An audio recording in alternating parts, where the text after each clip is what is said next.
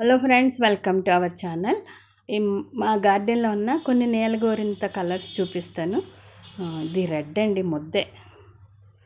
ఇందులో రేఖ కూడా ఉంటాయి, కానీ ముద్ద పూలు అయితే చాలా అందంగా ఉంటాయి. ఇవి కూడా ఎక్కువ సీడ్స్ వస్తాయండి. ఒక్క కాయలోనే ఇంచుమించు 10 సీడ్స్ వరకు ఉంటాయి. చిన్న చిన్నవి రౌండ్గా గింజల్లా ఉంటాయి. ఇవి నా దగ్గర అయితే కలర్స్ విడివిడిగా కలెక్ట్ చేస్తూ ఉన్నాను. సమ్మర్లో కూడా చూడండి ఎంత బాగా వచ్చినాయి. వీటికి స్ట్రెంగ్త్కి కావాల్సినటువంటి వాటర్ ఎక్కువ కావాలండి నేలగోరింతకి.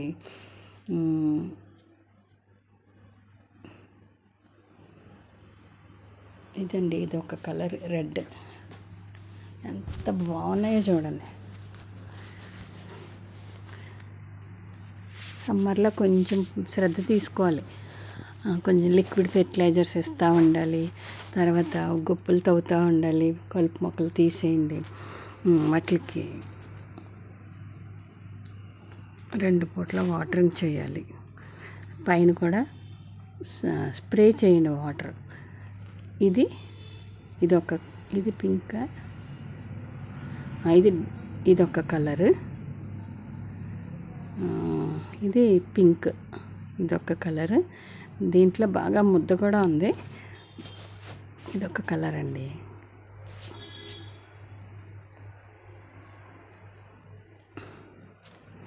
గార్డెన్లో వెజిటబుల్స్తో పాటు అక్కడక్కడ ఫ్లవరింగ్ ప్లాంట్స్ కూడా పెట్టుకుంటే మనకి ఎంత బాగుంటుందో తెలుసా అండి. పైకి వెళ్ళామంటే ఒకసారి అవన్నీ కూడా మనకి ప్రశాంతంగా ఉంటుంది.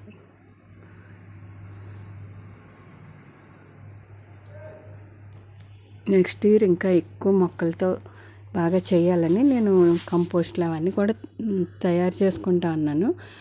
కుండీల్లో పెట్టేసుకొని కంపోస్ట్ నేను నెక్స్ట్ ఇయర్కి మట్టి తయారు చేసుకుంటా ఉన్నాను. ఇదొక కలర్ అండి, నాటు గులాబీ రంగులో ఉంటుంది. ఇవి కూడా చూసారా, అక్కడ కాడ కనబడతాయి, అన్ని పువ్వులే. ఎంత బాగున్నాయో చూడండి. చిన్న చిన్న పార్ట్స్లో, అంటే మనకి పోయిన డబ్బాలు కానీ పెయింట్ డబ్బాలు లేదంటే అలాంటి వాటిలో, ఎందుకంటే ఇవి ఫ్లవరింగ్ అయిపోయిన తర్వాత మొక్క పోతుంది, మళ్ళీ మనం సీడ్స్ పెట్టుకోవాలి. Thank you for watching.